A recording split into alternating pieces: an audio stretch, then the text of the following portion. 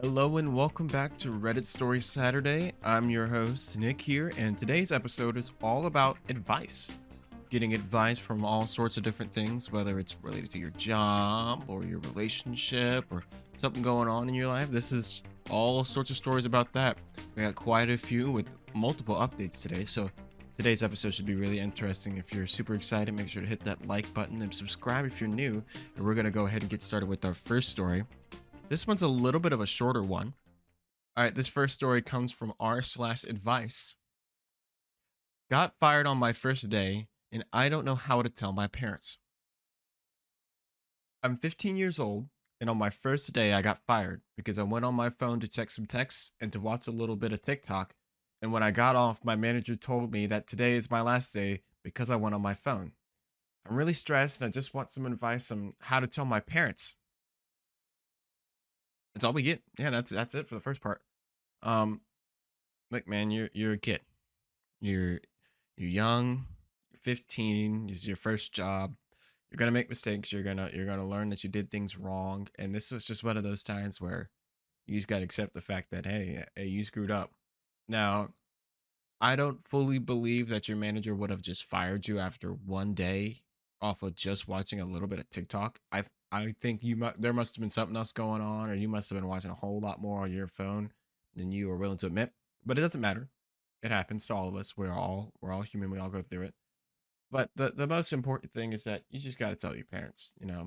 You'd be upfront, say, hey, this is what happened. This is why I got fired, and I'm sorry, and hopefully I can find me a new job or whatever it is that you're looking for.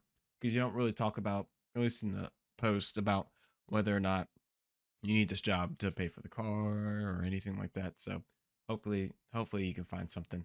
Let's read a couple of comments. First comment: just learn your lesson, own your mistakes, and be honest with your parents. You'll probably get a little mad, but that's life. Another commenter responded to that saying, exactly. Take a deep breath. You're 15. Mistakes like this are how you learn. Just be upfront with your parents and explain exactly what happened. Tell them you understand why it went wrong and you're taking it seriously and you'll do better next time. They may be disappointed at first, but they'll respect the honesty and you'll move on from this. One more comment.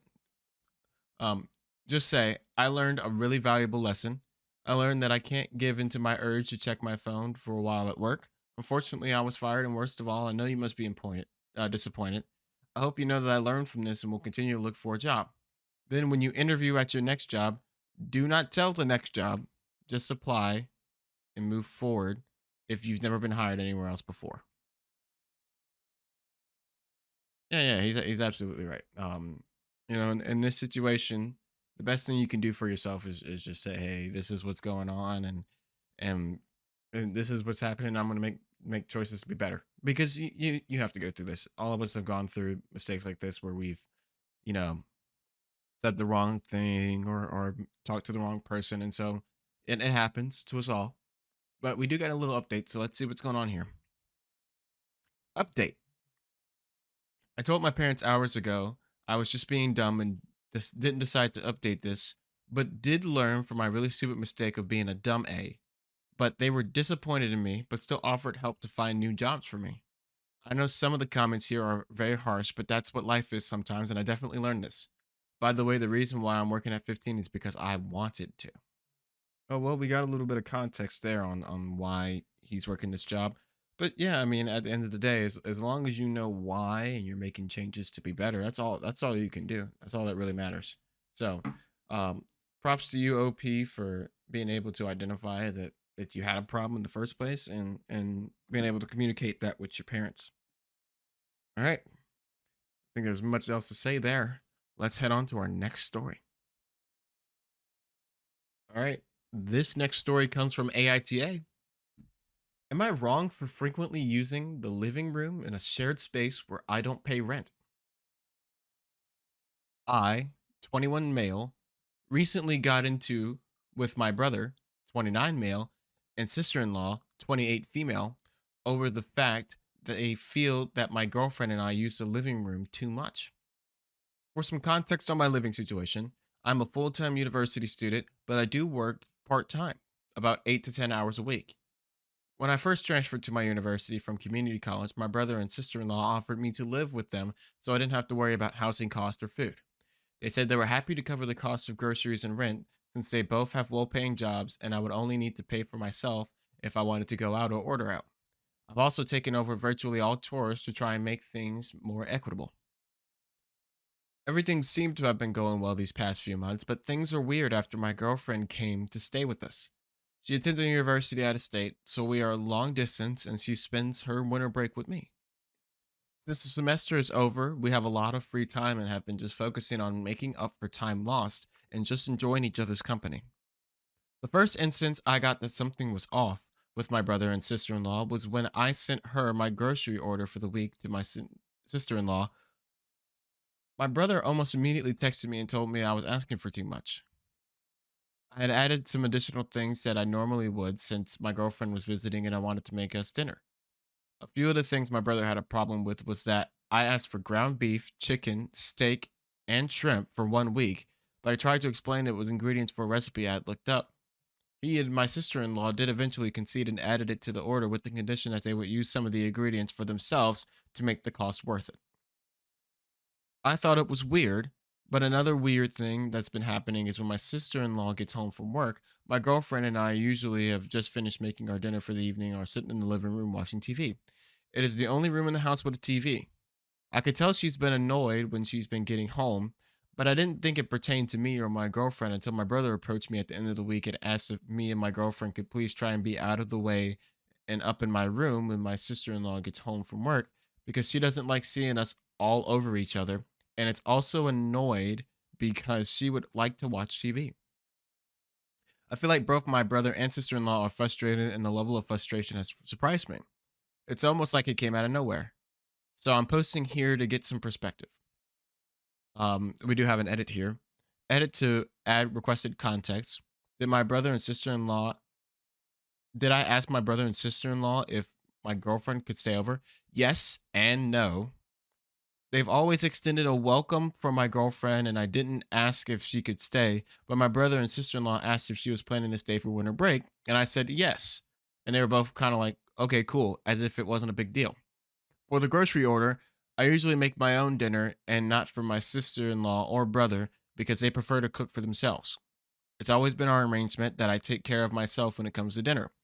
I've asked for snake, chicken, and shrimp before, but never in one order, so I can understand why my brother and sister in law got upset. I think I was overzealous and wanted to do something nice for my girlfriend while she was visiting. Okay. Okay. So this guy lives in their house. He doesn't pay rent. He doesn't pay for groceries. And so in this case, he is a guest in their house, essentially. He does not contribute financially to anything that goes on besides doing the chores. And so I need to go back because he's like, am I wrong for using the living room? There's a couple of red flags that kind of bothers me. And even after the update, I'm like, I'm not big fans of. One of the first things is that he didn't make it explicitly clear that his girlfriend was coming and staying over winter break. And then afterwards, he demanding that we add more things to the grocery bill, and then is coming back to ask after the people who own the house and are paying for the house ask them to stay out of the living room. I mean, let's just be honest here. I don't think you really have a say individually on what goes on in their house if you don't pay. There are some other things that are kind of concerning me that I'm like maybe you're not telling the whole story because for the sister-in-law to come back home and the brother tells you that she doesn't like seeing you all over each other in the middle of the living room. I'm like, maybe you aren't just hanging out in the living room. Maybe it is a bit much to walk in on after you come in from a long day of work. She doesn't say what she does for work, but I mean, at the end of the day, you are in their house. You're abiding by their rules. Um, I do agree that if you are going to ask for more food, you need to be paying for it, right? If you're gonna be like, oh yeah, I want to make dinner for my girlfriend while she's here, and I'm gonna need all these different meats so that way I can do that. Then you gotta front the bill. You shouldn't ask them to front the bill on that. That's unfair to them. Also, asking for ground beef, chicken, steak, shrimp all in 1 week in this time of where we're at, in the circumstances, grocery bills wise, that's a lot of money. That's a lot of meat you're asking for 1 week. So I mean, I don't blame the brother for stalking at you either for being like, whoa, you're asking for a whole lot of money.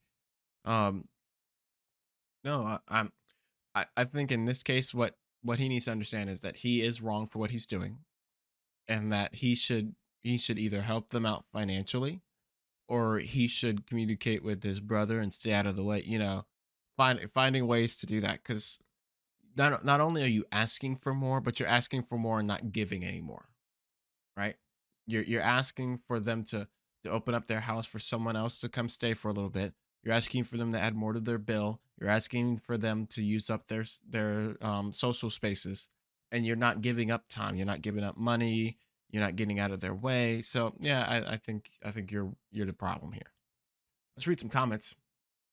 Um, you're the butthole for not offering them money for the increased grocery bill. Come on, man. You want to cook special meals for your girlfriend? That's fine. You need to pay for them yourself. They ask you to be out of the living room when she comes home from work. Do it. You are shooting yourself in the foot if you don't. Apologize and go back to your room. Or conversely, offer to pay the rent money. Yeah, that explains it so well. You are doing something out of the original agreement. You were like, oh yeah, but they agreed to do the groceries and the rent. I'm like, yes, but now when you're pushing outside of those things, now you need to offer more. You need to communicate. You got to do one or the other. You can't just sit on both. Another comment says, your brother agreed to cover rent and groceries for you, not an extra person. It sounds like you're taking advantage of their money and home by asking for more and for monopolizing common areas in the home. Yep, same deal we were just talking about. One more comment. Bruh, they aren't upset for you using the living room too much. They're mad that you invited a whole person to crash in their space and on their dime. Your girlfriend should not be getting free groceries. You need to pay them back for her portion to try and even start to fix this. You're the problem, but you're 21, and honestly, I was more clueless when I was 21.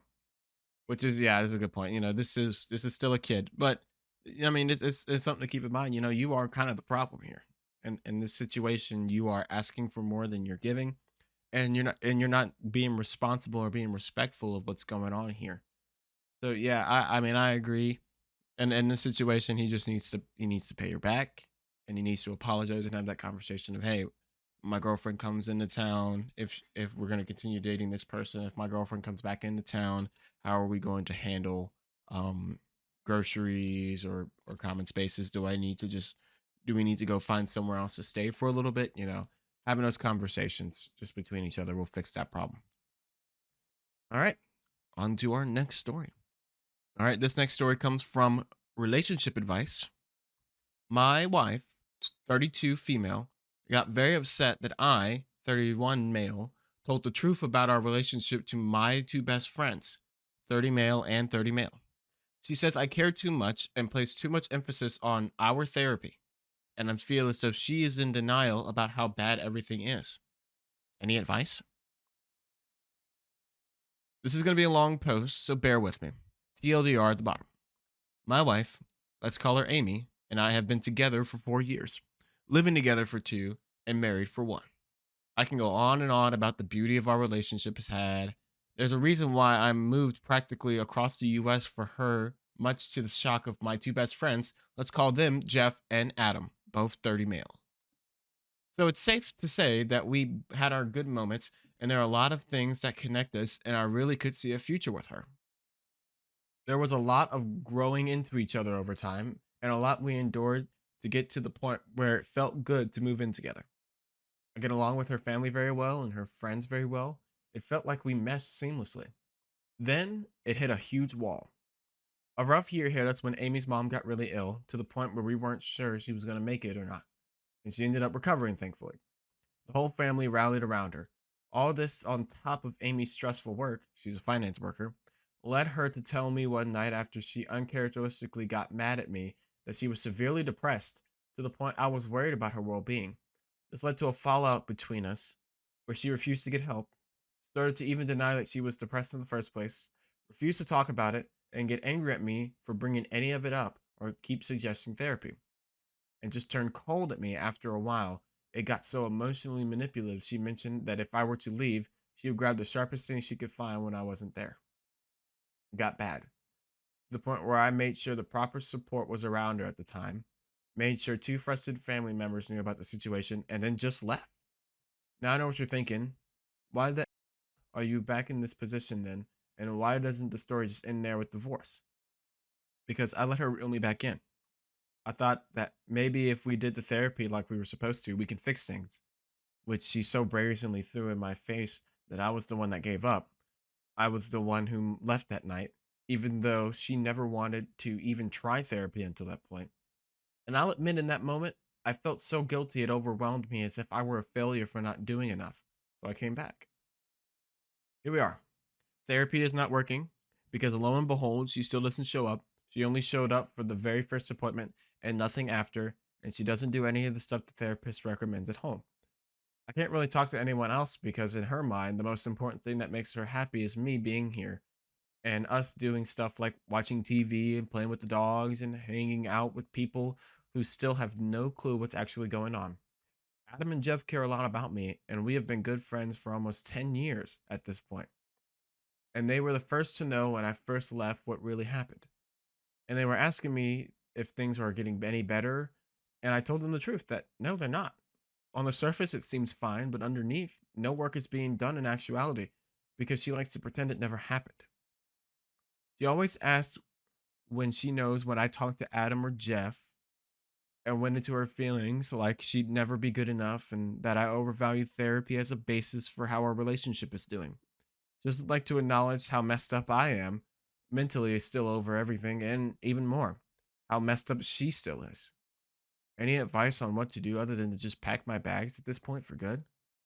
TLDR, my wife Amy got upset that I told my two best friends, Adam and Jeff, the truth about how toxic and manipulative our relationship has gotten, and because and how in denial she is about what happened, saying that I am overanalyzing and over evaluating therapy, which she promises to try but doesn't show up to at this point. We do have an edit. For those of you who are asking or wondering, yes, she did get on medication after I originally left because the two trusted family members convinced her she had a problem. She still denies things ever getting as bad as they did and doesn't like to think about it anymore, as if it's just to bury it in the past, and is mad at me for not being willing to do that, even though it's still fresh in my mind. Ooh, that's a lot. Um, so there's a lot of things going on. Um, so we know that Amy's problems have started because mom got close to passing away. She recovered, so that's good. But I think when Amy's mom got into that point, and then I don't know what's going on at work, but I just think that it was enough to push her over that ledge. But even though all this stuff happened, um, I'm not so sure these personality traits weren't there from the get go. You know, the conversations that this person is having with you, with their family, with the therapist. I'm not so sure that these weren't traits that weren't already exhibiting themselves. You know, I think there's a lot of unresolved things going on personally in her life that's causing her to have these problems on top of the stress that's added from her job. Um, I do think that you messed up, especially in the middle of your story when you talked about how, oh, I'm going to I called two family members who are trusted and that we know and we care about, and I told them, I let them know what was going on, and then I left. I When you leave in a situation like that, you either leave for good or you leave with the already added caveat and conversation point that you are coming back. You know what I mean?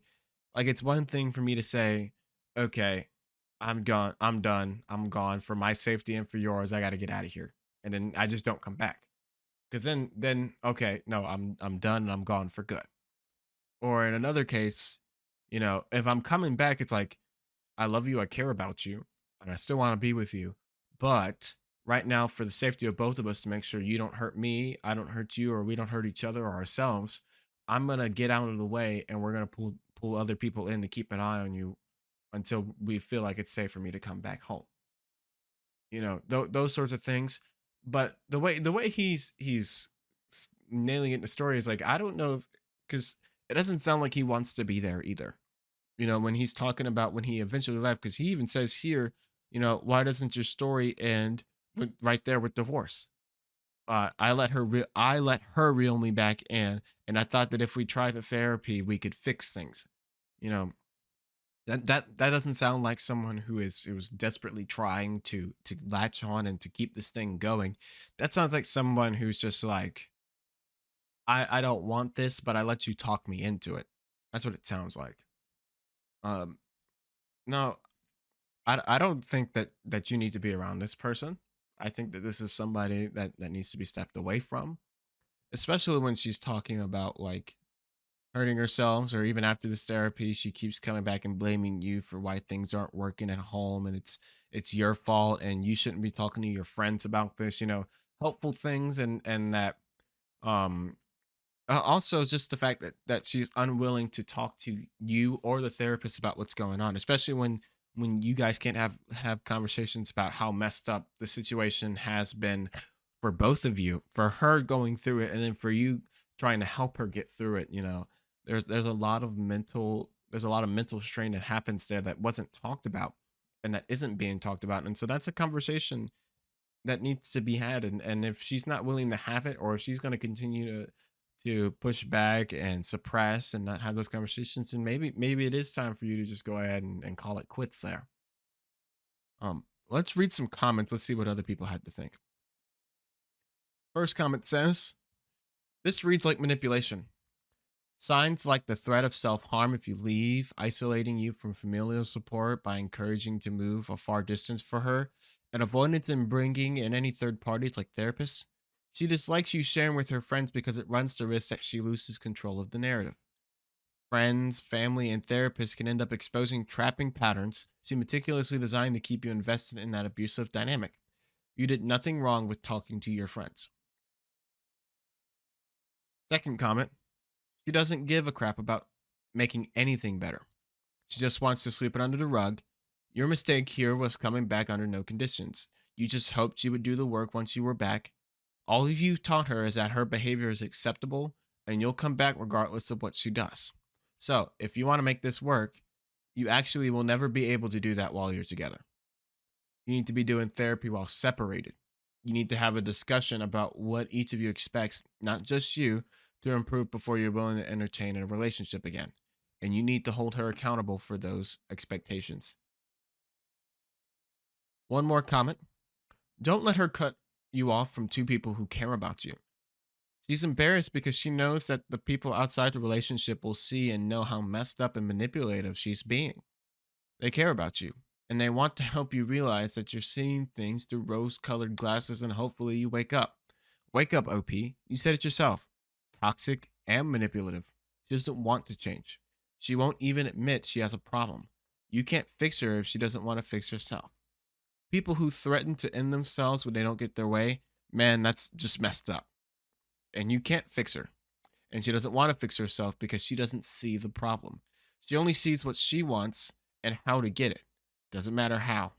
You need to get out, and you know it. Yeah, I mean, everybody's just nailing it today. I'll give it that. Reddit's cooking. No, this is one of those scenarios, man, where you just gotta admit that this relationship may be just done, and you just have to accept that. Um, if you're gonna continue with this relationship, you gotta call it quits for a little bit.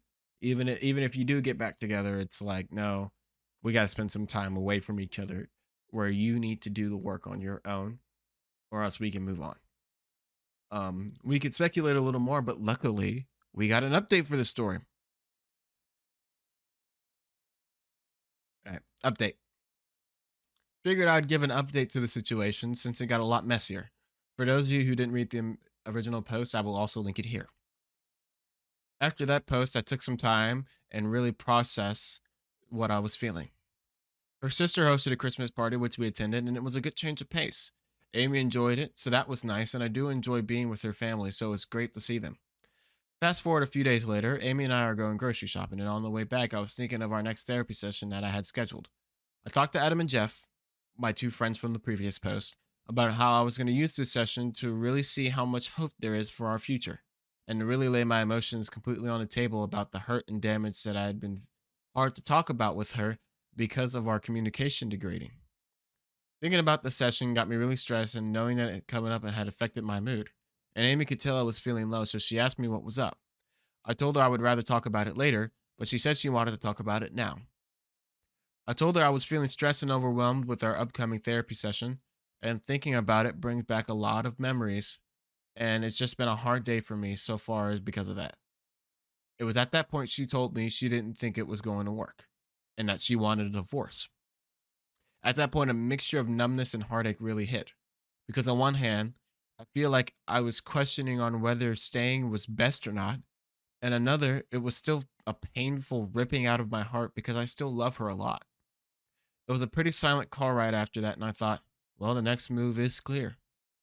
As we got home, I pretty much said goodbye to our dogs and said I'll start looking into the process and I want to make the divorce as painless as possible. Then she said that she wanted to go to the therapy session.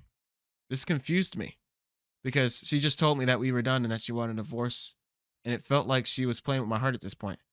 I was resistant to it and asked why I wasn't willing to give it another chance, and told her you just broke up with me. Our therapist is a nice lady and said, regardless of what happened, come to the session to hash things out. It was pretty illuminating for her, but at the same time, it felt raw and messed up for me to even be there. She's telling me now that she's ready to do whatever it takes to be better, but I think I can't trust anything she says anymore. So I'll be staying with Adam for the meantime, as I told him what happened and he offered me to crash at his place for a bit while I figure stuff out. All right, so here's what's going on. I can tell you now. She's in this moment trying to play this guy. Um, you know, we in this first situation, she's like, okay, I'm gonna tell him I want a divorce and see if that bothers him. Because if that bothers him, that means he really loves me and he'll stay. And then he was like, oh well, I guess that's what we're doing. And then when he starts like, okay, well, I'm gonna look at divorce processes. I'm gonna try and start looking at this paperwork so we can make this easy. And then all of a sudden it's like, oh well, I can think we can make this work. It's like, no, no, this is strictly just a ploy for you to try and get in and to get control over the situation again. But it hopefully because it looks like from OP's point of view, he's like, all right, I think we're just done, and he's just got to process it. But hopefully OP understands what's going on and realizes that like you don't have to go through that. You're not deserving of that. You deserve a whole lot more. And if she's gonna try and do that emotional whiplash thing with you, you can find somewhere else to be. Um, but yeah, that's all we have from this story. Hopefully OP gets out of there because Amy does not need to be with anyone, let alone him. All right, let's get to our next story. All right, our next story is from r/advice. My boyfriend quit gaming, and now I live with a bored and frustrated guy. My boyfriend, 28 male, recently decided to quit gaming after years of being hooked on it. He's been a gamer ever since he was a teenager, and the decision to quit came after he realized how much time and money he was spending on it. His words. The problem now is that he's always bored and easily frustrated. He sits around the house all day, sighing or getting annoyed at the smallest things. If I suggest we do something together, he either acts uninterested or says it's too much effort. I'm not sure how to deal with this, and it's starting to affect our relationship. Has anyone been through something similar? How can I support him through this? Or is it just a phase he has to get over? Oh no, that's it. All right. Well, he says here that it's a financial and a time burden for him to quit gaming. But I wonder, and this is the first thing you should do is to have a just open up and have a conversation with them. You need to figure out what led him to realizing it was a time and a financial burden. Was it Was it that he went to go buy a game and then realized that he couldn't afford it? Or did he go went to go buy a game and then looked it up and realized that in order to beat the game, it would be like 100 hours? For example, Persona 5 to play through all of the game will take you about 80 to 100 hours if you're going through all the content. And so that's a lot of time, for most people, that's 2 full work weeks worth of time to put into a game. And so you need to ask him that. I think that you need to also communicate with them. You know, everybody needs hobbies or things to do outside of their work lives or outside of like dealing with the house or dealing with other things. Everybody needs something to do, whether it's reading, working out, TV, movies, finding a sport or a local club to do something. Everybody needs something to do, and that's what's gonna help them get out of this boredom and this frustration. And it's also like the getting annoyed at the small things and the always being bored. Part of me also wonders if it's a depressive state that you may need to worry about. You know, I think the biggest thing is to have that conversation of, hey, what is causing this? Why are you going through this? And then from there, now we can communicate and decide, all right, here it is. This is what we need to do. This is the steps we need to take to be better. Because what you don't want is you don't want to just stop doing something and then don't fill the place. Because if you don't fill the place up, then of course it's not going to get any better. All right. It's not going to change anything. Let's read some comments. First comment says, find something else to fill the time, or multiple things: TVs and movies, working out, going for a walk, hiking, sports, reading, anything. Even better if it's something you can do together. I have found in the past that initially you might have to drag your partner along to do something, but by the midpoint of the activity, they usually concede and they're glad that you forced them to do it. If, if they genuinely don't like the activity, try something else and keep trying things until you find something that he enjoys. Another comment says, he needs a new hobby if he's gonna not gonna game. I picked up disc golf and the game just left. Life is all about balance. One last comment. I hate asking Reddit for advice because it's always filled with people saying bad things about the person OP is talking about. Based on what you said, it sounds an awful like he's experiencing some sort of depression or something going on. To quit doing something you enjoy and have zero interest in new hobbies is a very obvious indication that there's a deeper problem. Talk to him and figure out what's actually going on. Find out if something happened to him. I recently got in a game myself, but I took up cooking because I was bored and couldn't stand it. For him to be bored to the point he's aggravated while simultaneously not searching for something new to do, it is concerning. Yeah, and I agree, especially with that last comment there. You need to talk to him because that might be like something going on the game where now he no longer feels comfortable sharing that, where he doesn't want to talk about it anymore.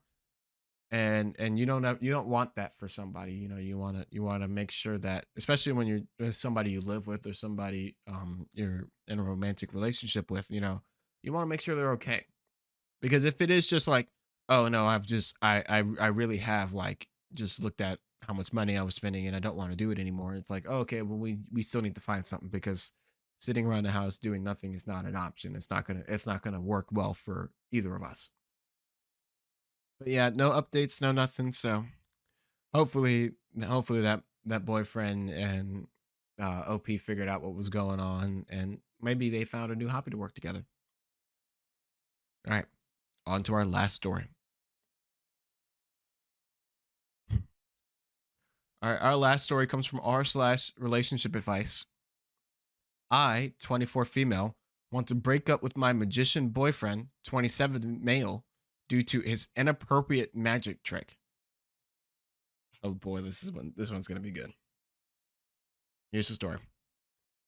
My boyfriend, 27 male, and I, 24 female, have been together for a year and 3 months. Our relationship has been very loving, but it started to get bumpy ever since we moved in together for our 1 year anniversary. A little bit of backstory.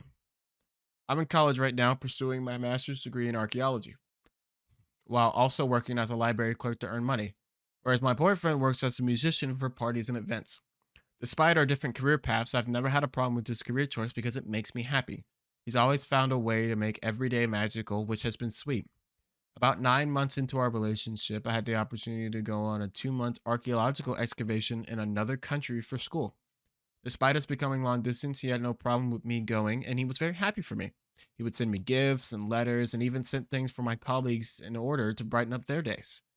While we were doing long distance, we made plans to move into an apartment when I got back due to how much we missed each other. And a few days after I returned, we moved in together, which has been awful so far. Before living together, we would see each other a few times a week due to my busy schedule, but now that we live together, we see each other all the time. And he started to do magic all the time. He will make my keys disappear as I'm trying to go to work or to school. He tries to practice his card tricks on me while I'm doing homework. He makes the cleaning rag vanish when I ask him to clean, and has recently done something that makes me want to end the relationship. I've never been in this serious of a relationship before, so I don't want to throw our loving relationship away just because of these few bad months. Last month, we were getting steamy and he went down on me, which isn't unusual. While he was going down on me, he had said some dirty talk here and there.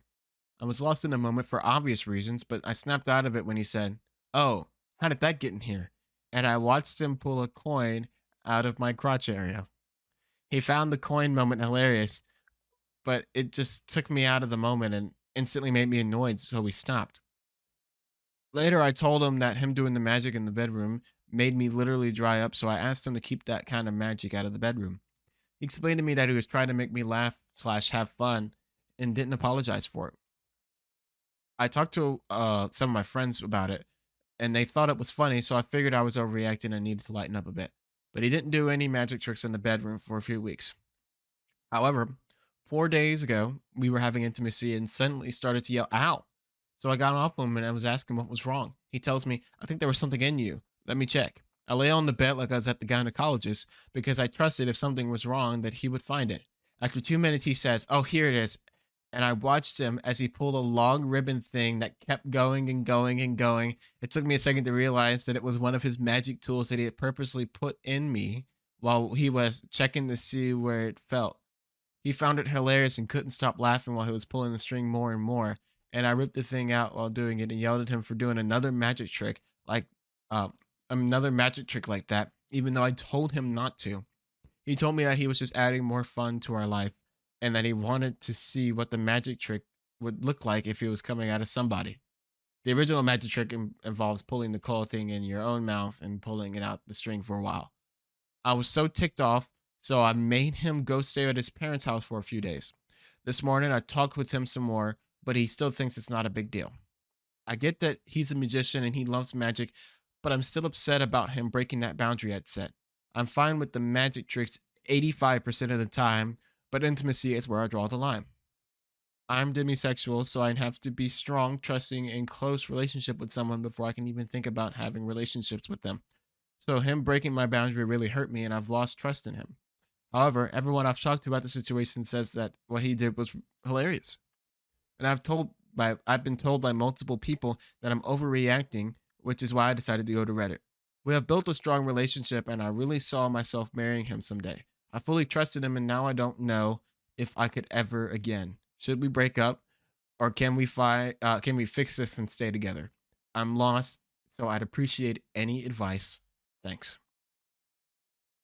This All right, this is one of those things where it's really funny if you're not in it, but for this person, she's probably really annoyed.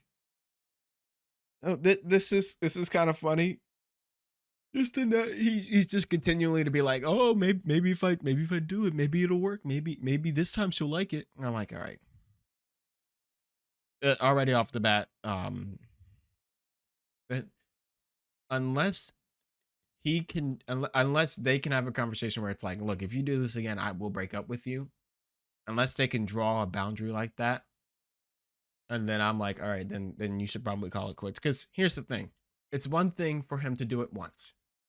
You told him, no, I don't like it. Don't do it again. For you to have to tell him again a second time after he did it, and he told you that you don't need to do that. That means he has no respect for you. He does not care. about how you feel about it or what you're thinking about it. He's just doing what he wants to. And that's a problem. That's a problem because right now it's about that.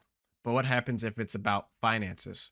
What happens if it's about raising kids? If that's what you plan on doing? If it's about making those big decisions in life. Okay, right now he's choosing not to listen to you. So what's going to happen later when you make other big decisions in your life? Is he not going to listen to you then?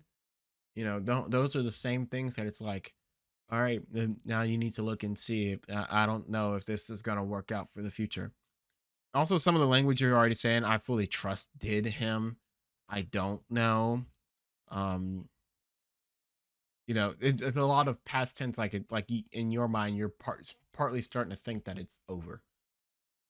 But I do think that there are some pretty obvious flaws that if you can't sit down and have another conversation and say, look, man, you do this one more time and I'm done.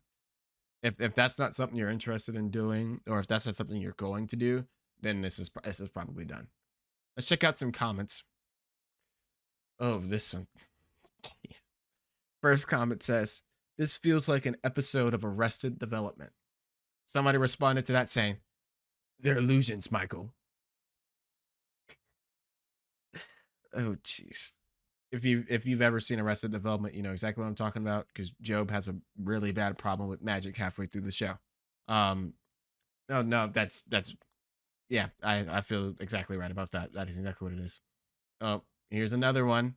The Alliance of Musicians are not going to be happy about this one. Another commenter says, "The magic is gone. It's time for you to disappear." And then another commenter says, "I was hoping he'd pull a rabbit out of her bum." So yeah, I mean, everybody's just picking on it for the same things. Overall, fake or not, in this situation, if it's a problem, you just need to go ahead and admit that okay, that's just what it is, and we'll move on. We did get an update, so let's read this update. Um, First off, no, this isn't fake or AI. It's sadly true, but I understand why people may understand or think that it's AI due to the absolute absurdity of it. Secondly, thank you for everyone in the advice to the comments in my previous post. I was lost and looking for some advice because of the uncomfortable situation, and people around me felt differently about it than I did. People in the comments are right, and I should trust my own feelings rather than searching for answers than people around me. There's something I struggled with my whole life, but my family is very reliant on each other. My parents are both helicopter parents. So I learned from a young age that I couldn't trust my own instincts because other people know better. Which is why I asked my friends and my mom about the situation, and I have a lot more work to do in trusting myself, but at least I'm working on it for now. But here's the update. After my previous post, I read through some of the comments and realized that what my boyfriend did would be considered assault. It wasn't something that I even considered because I was only seeing it as him doing something stupid in the bedroom that broke my boundary and made me uncomfortable. But seeing those comments really opened my eyes a lot.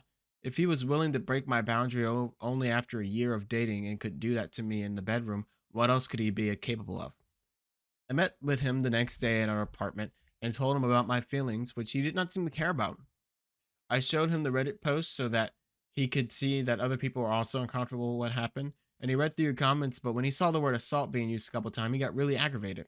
I'd never seen him that angry before, but he was screaming nonstop and he even whipped my coffee mug across the room. I ended up crying because I was scared and I thought it snapped back into reality or something because he stopped yelling and was trying to comfort me. I made him leave our apartment again because I didn't want him around me anymore. That night, my friends helped me pack my stuff and they took me to my parents' house, which is where I'm at now.